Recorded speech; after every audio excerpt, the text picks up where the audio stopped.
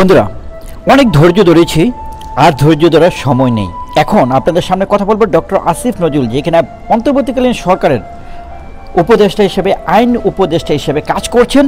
তার ব্যাপারে কিছু ইম্পর্টেন্ট কথা বলবো এবং ভয়ঙ্কর কিছু কমেন্টস করেছে ডক্টর আসিফ নজরুল গতদিন সাংবাদিকদের সামনে সাকিব আল হাসানকে কেন্দ্র করে। সো ভিডিওটি শেষ অবধি থাকলে আপনি বুঝতে পারবেন যে তার ব্যাপারে, তার ইচ্ছা, বাংলাদেশের প্রেক্ষাপটে তার দৃষ্টিভঙ্গিটা কি, সে কী কাজ করছে সেটা আসলে তুলে ধরবো। এবং ভিডিওটির শেষের দিকে আপনাদেরকে একটা ইনস্ট্রাকশন দিব যে কাজটি করলে আসলে বাংলাদেশের জন্য খুব মঙ্গল হবে, কল্যাণকর হবে। আপনারা ভিডিওটি শেষ অবধি থাকুন। প্রথমত সাংবাদিকদের কিছু কোশ্চেন ছিল, তার মধ্যে একটি কোশ্চেন ছিল যে সাকিব আল হাসানের নামে যে হত্যা মামলা হয়েছে সে প্রসঙ্গে। এই প্রশ্নের সাথে সাথে আসিফ নজরুল সাথে সাথে টেনে আনলেন আমিনুল, যে কিনা কিংবদন্তি ফুটবলার, এবং তাকে কেন্দ্র করে তাকে জেল খাটতে হয়েছে সেই বিষয়টিকে কেন্দ্র করে বলছে যে সাকিব আল হাসান এখনও জেলে যায়নি, তার বিরুদ্ধে হত্যা মামলা হয়েছে। মানে সে প্রথমেই প্রতিহিংসার যে রাজনীতি সেটা নিয়ে কথা বললেন, যে আগে একজনের জেল কাটতে হয়েছিল সে প্রসঙ্গটা কি, কোন বেসিসে, সেটা নিয়ে কথা না বললে যে আগে একজন ফুটবলারের জেল কাটতে হয়েছে সেই জন্য সাকিব আল হাসানকে তার সাথে কম্পেয়ার করছে।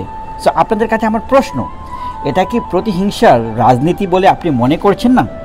ডক্টর আসিফ নজরুল যে কথাটি বললেন এটি কি প্রতিহিংসার মধ্যে পড়ে না? দ্বিতীয়ত উনি বললেন যে সাকিব আল হাসান নাকি রাষ্ট্রের জন্য কিছু করেনি, সে সব কিছু নিজের জন্য করেছে। সো বন্ধুরা, আপনাদের কাছে কি মনে হয় যে সাকিব আল হাসান বাংলাদেশের জন্য কিছু করেনি? তাহলে আমি বলবো, যদি সাকিব আল হাসান বাংলাদেশের জন্য কিছু না করে থাকে তাহলে সচিন তেন্ডুলকর, রিকি পন্টিং সহ বিখ্যাত ব্রায়ান লারা এবং কিংবদন্তি সকল স্পোর্টস পার্সনরাও দেশের জন্য কিছু করেনি, তারা শুধু নিজের জন্যই খেলেছে, যে কমেন্টসটা ডক্টর আসিফ নজরুল করেছে।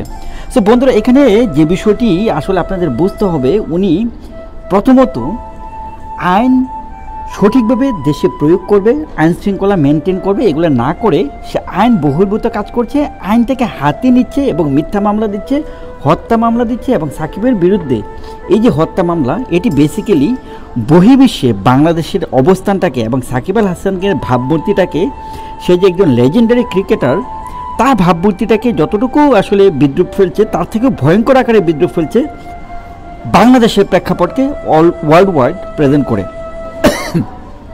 ওভারঅল তার যে এই যে কমেন্টসটা, এটা ক্লিয়ার যে আসলে সে বাংলাদেশের মানুষের জন্য, জাতির জন্য কোনো আইন শৃঙ্খলা, আইন প্রয়োগে যে নিরপেক্ষতা, সেটা সে ইমপ্লিমেন্ট করতে পুরোপুরি ব্যর্থ হয়েছে।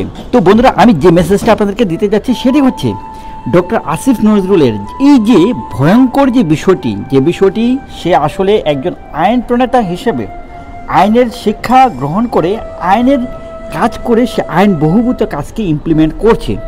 এই জন্য আপনাদের কাছে আমার আজকে রিকোয়েস্ট, যে বিষয়টা আমি শেষে বলবো, আপনাদেরকে বলছিলাম যে ডক্টর আসিফ নজরুলকে এখনই স্টেপ ডাউন করতে হবে।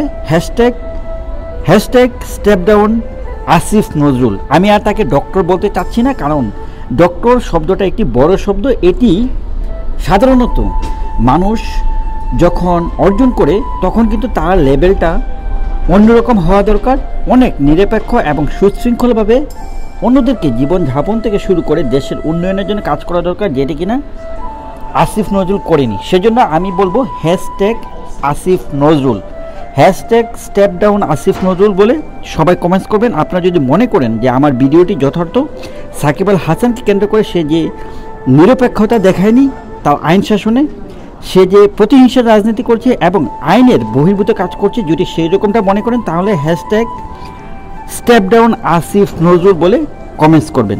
Thank you so much.